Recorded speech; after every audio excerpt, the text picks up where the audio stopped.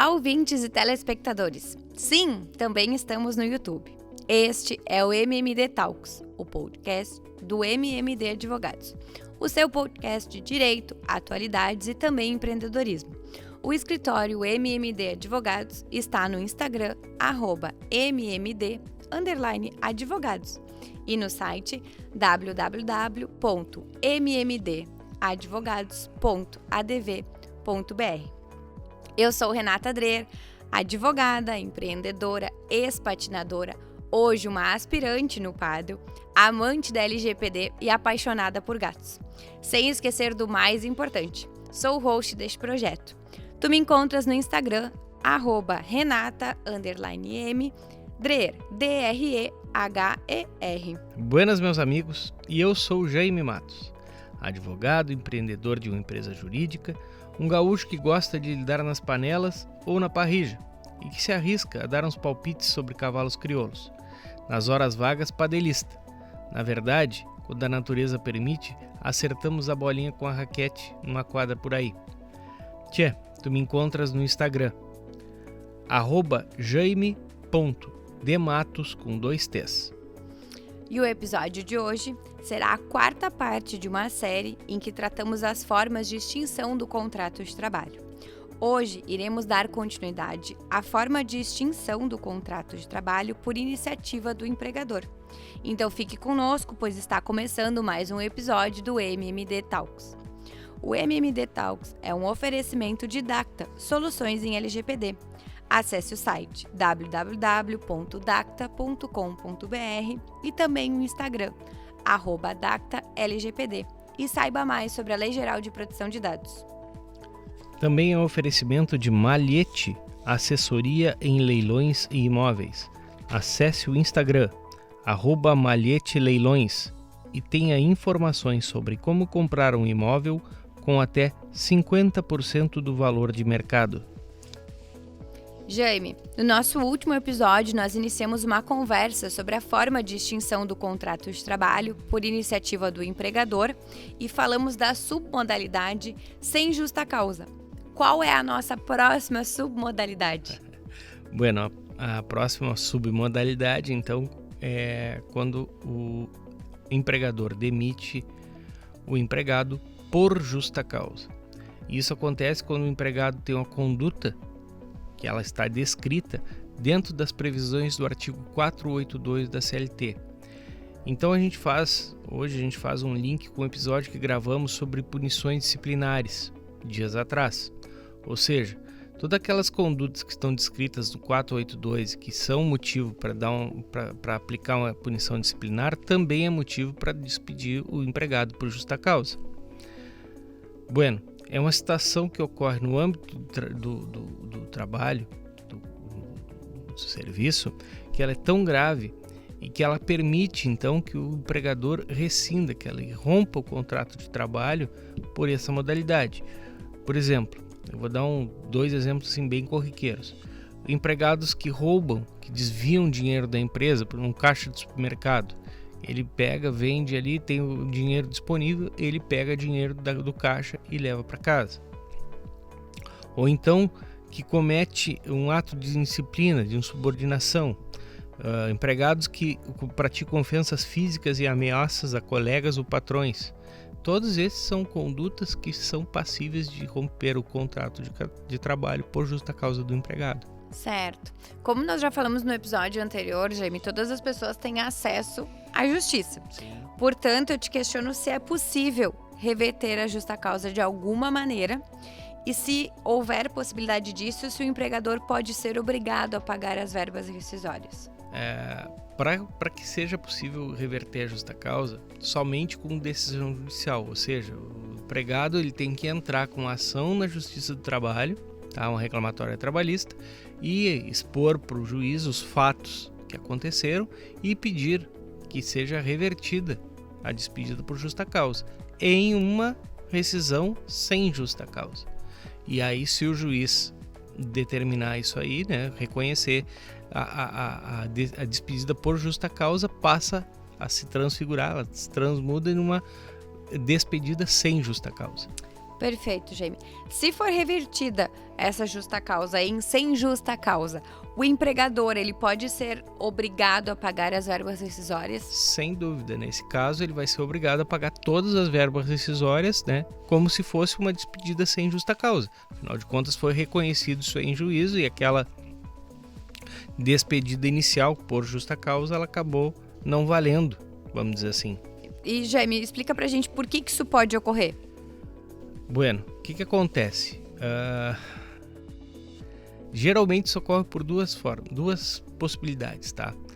Ou a questão que originou a despedida por justa causa não é exatamente aquilo que está previsto na lei, ou seja, o fato que estava descrito não é bem aquilo que aconteceu no caso concreto, tá? Ou então a forma, o procedimento para aplicação da modalidade de extinção não foi devidamente observado. Eu vou explicar. Essa é a punição mais severa que tu pode aplicar para o empregado, tá? Tem esse empregado, ele tem uma evidente proteção dos direitos dele, tá? Na legislação. Então vai caber ao empregador realizar a aplicação dessa modalidade de extinção do contrato de trabalho de uma forma adequada à lei. Então a legislação tem vários requisitos que têm que ser cumpridos.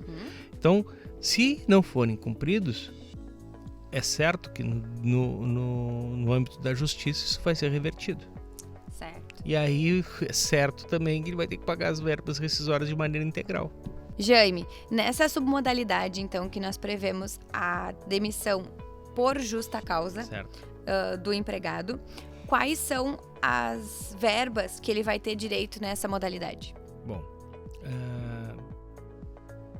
a legislação fala em saldo de salários, dias de trabalho dentro daquele mês, as férias proporcionais vencidas acrescidas de 1/3 e a jurisprudência admite o pagamento do 13º salário proporcional. Então são essas 3 verbas, tá? Perfeito. Ele não tem direito ao saque da conta do FGTS, tampouco a multa e não tem direito ao seguro-desemprego. Perfeito. Jaime, em todas as modalidades, então, o que a gente vê é o pagamento do saldo de salário, férias proporcionais e vencidas acrescidas de 1/3 e o 13º salário proporcional. Sim. As outras verbas vão variar de acordo depender. com a modalidade. E destacando que o 13º não está previsto na lei, é uma construção jurisprudencial. Perfeito. Vamos avançar então um pouquinho mais, Jaime, e vamos responder para os nossos teleouvintes como o empregador deve proceder para que se possa aplicar a justa causa com segurança e se tu pode nos citar alguns exemplos. Claro. Bom, primeiro eu vou reportar uma frase que a gente conversou no episódio anterior, tá? Certo. A defesa de uma reclamatória trabalhista inicia no dia que o empregador decide ofertar uma vaga de emprego. O que eu quero dizer com isso? Todo e qualquer ato que o empregador realizar, ele deve ser documentado. Tudo por escrito, por intermédio de documento formal, mensagem de WhatsApp, e-mail, tá?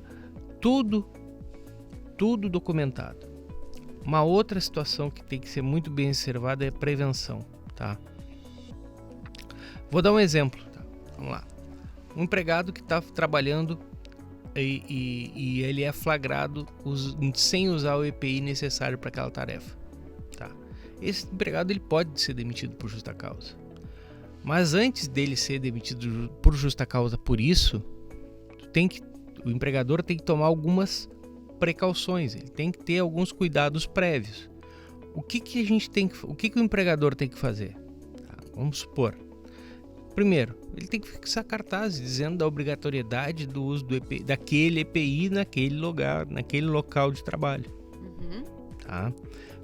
Por exemplo, fazer periodicamente treinamentos de segurança do trabalho, e esses treinamentos têm que ser documentados, tem que ter uma frequência, o cara tem que anotar que estava presente, qual é o conteúdo que foi passado, todos esses detalhes. Como se fosse uma lista de presença. Exatamente. Diálogos diários de segurança são pequenas reuniões que acontecem antes da jornada de trabalho, tá? Em que são discutidas quais são as tarefas que vão ser realizadas durante aquela jornada, discutidos algum tipo de possibilidade de acidente de trabalho que tem que ser tomada atenção para evitar condições inseguras de trabalho, evitar se expor a alguns riscos que são inerentes àquela função que aquele trabalhador está desempenhando. Enfim, isso tudo obviamente documentado, com lista de presença, que a pessoa estava ali, entendeu? E esses diálogos de segurança, James, só te interrompendo um pouquinho, eles podem ser uma conversa entre os próprios empregados? Ou é melhor que o empregador promova esse tipo de conteúdo? O que eu sempre oriento, tá? Os primeiros, se tu for implantar essa prática dentro da empresa, os primeiros tu faz, o empregador faz. E depois tu envolve o empregado dando essa responsabilidade dele trazer alguma coisa. Por quê? Porque ele vai fazer o cara pesquisar, vai fazer o cara ir atrás, para que ele possa trazer um conteúdo legal para os colegas, e ele vai começar. Isso é uma consciência uma cultura de segurança dentro da empresa, entendeu? Tá todo um cenário lá dentro. Exatamente. Né? Perfeito. Então o que acontece? Vamos voltar então. Se tu tivesse todas essas medidas aqui que eu te comentei agora há pouco, e mesmo assim que tu viu esse empregado não usando o EPI, tomou todas aquelas cautelas e o cara chegou lá, o cara não estava usando o EPI. Bueno, o que tu vai fazer? O que o superior hierárquico desse cara vai fazer? Vai chamar ele e vai dizer: tchê, vou te dar uma advertência verbal e tu vai anotar essa advertência na ficha de registro dele. Tá? Bueno, se por acaso passou uma semana, o cara chegou lá, tá de novo o cara sem o mesmo EPI, tu vai chegar pro cara, vai chamar ele, te dar uma advertência verbal, vou te dar uma advertência escrita agora. Passou mais uns dias, o cara tava lá, mesma coisa, não tava usando o EPI. Aí tu vai dar uma suspensão de 1 ou 2 dias pro cara. Há mais uma semana, o cara de novo tá sem o EPI, aí tu vai despedir o cara por justa causa. Então tu tomaste todas as precauções possíveis, tu fizeste todo o procedimento, para quê? Para que essa justa causa que tu aplicou seja irreversível no âmbito da Justiça do Trabalho. Perfeito. E como tu disse anteriormente, Jamie, esse ponto que agora a gente acabou falando de uma forma mais superficial e não aprofundada, nós fizemos um episódio só sobre punições disciplinares, em que a gente explica como o empregador deve tomar suas decisões para que essa rescisão de contrato por justa causa seja difícil de reverter ou talvez até impossível de reversão na justiça. Bom, Jaime, então diante de tudo que foi falado em relação a esta forma de extinção do contrato do trabalho, qual seria a principal orientação para os empresários? Eu penso que investir em prevenção e orientação profissional no momento de aplicar justa causa. Se aquele empresário tem dentro da empresa dele a cultura da prevenção, vai ter todas aquelas cautelas que eu comentei ali para evitar que a situação chegue no ponto de ter que demitir o funcionário por justa causa. Muitas vezes não é necessário, entendeu? Eu vou contar um caso aqui que explica exatamente o que eu quero dizer. Tá? Nós tínhamos um cliente que atuava na área da construção civil, tá? E eles tinham um problema assim, reiterado dos empregados que não usavam os EPIs. Bueno, e aí a gente implantou algumas mudanças e tal, e uma delas foi o diálogo de segurança. Só que a gente, ao invés de ser diário, a gente fazia semanal. A gente começou a implantar semanal. Sempre na segunda-feira. Tá? Sempre na segunda-feira. Aí no primeiro dia eu fui. Aí cheguei lá e tal, começaram a falar e tal. Falaram sobre isso, sobre alguns EPIs, da importância de usar e blá. Aí no fim da palestra eu pedi a palavra. Tá? E aí, como num episódio anterior a gente já comentou, eu trabalhei durante 20 anos numa empresa. Então eu tenho alguma experiência, eu consigo me comunicar com os operários, turma que trabalha no chão da fábrica. Tá? Eu consigo me comunicar bem, eu tenho uma linguagem que eles vão conseguir me entender. E aí eu comecei a conversar com eles e tal, e uma das coisas que eu perguntei assim, de forma direta, para cada um deles. Perguntei, Tchê, o que tu acha? Que se tu perder uma mão, o que o teu patrão vai perder? Tu perdeu uma mão aqui trabalhando, perdesse a mão toda. O que o teu patrão vai perder? Aí os caras ficaram meio constrangidos, assim e tal, pá. Mas começaram a responder, não sei. Pois é. Porque na verdade, o que acontece? Eles iam entrar com ação trabalhista e o cara ia perder dinheiro. Foi o que eu respondi pra eles. Tchê, tu vai perder dinheiro. Ele vai perder só dinheiro. E aí eu voltei de novo, fiz uma pergunta pra cada um. Tá bem, teu patrão vai perder dinheiro. E tu? O que tu... Não precisa me responder, eu ainda disse pro cara. Não precisa me responder. Agora tu pensa. O que tu vai perder na tua vida com uma mão a menos? Bueno, tchê, eu não sei se foi uma... se foi por conta disso. Porque foi um momento que cada um fez uma reflexão. Aí o cara vai pra vida dele, a vida diária.